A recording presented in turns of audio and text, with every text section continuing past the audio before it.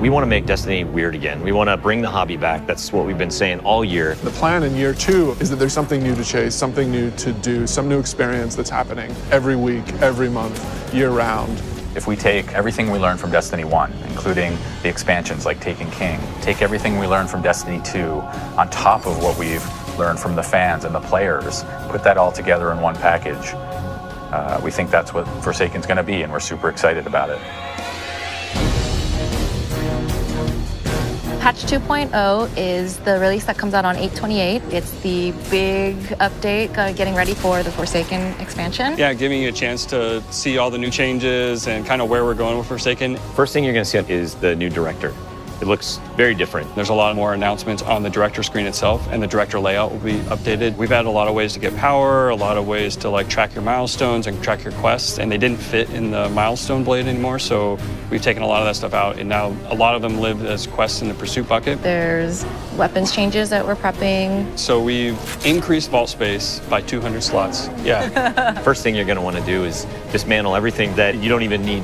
So you're going to have a lot of room to work with, but random rolls is going to be interesting because you're going to want to keep a couple before you start to realize which one of those random rolls that you really want to keep. Forsaken is the beginning of the Season of the Outlaw, which is Season 4 of Destiny 2. Season 4 is going to have a lot of stuff to Yes. Yeah, it is a lot. Well, launch is going to start with the campaign and Gambit being the first front and center things that people are going to jump into. Second week, the raid. We're really focusing on systems that players can engage with besides just power. So we have lore that you can go find out in the world. There's items and bosses you can kill that will tell you a story that you can go read in the game. We have bounties that are like on all the vendors and that like tell a story and are part of that destination loop. Find your way to the Dreaming City, and then you can see that the Dreaming City evolves.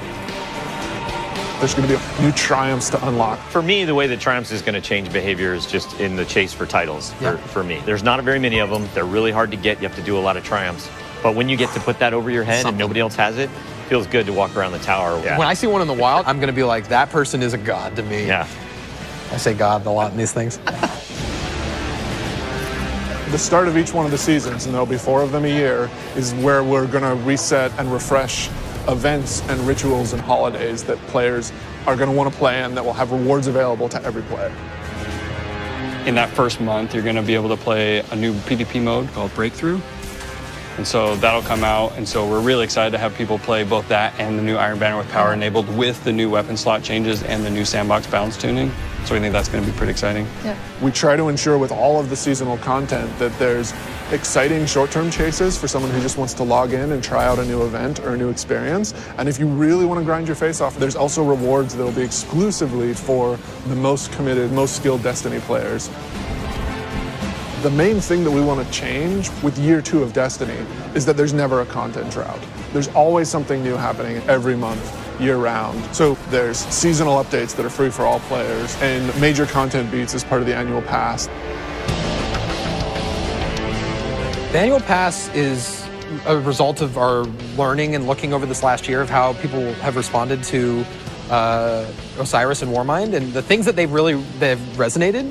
Escalation protocols and the hidden quests in Warmind and the Whisper quest and a lot of the things we're doing in Forsaken that we haven't even talked about, like those types of things are really exciting and we think are going to excite players more. So the 3 that are coming, Black Armory, Joker's Wild, and Penumbra. Yeah. What if there was this elite group of crafters who created some of the most notorious weapons in the Destiny universe, and you're going to get exclusive access to this vault that has the greatest weapons ever created in the Golden Age.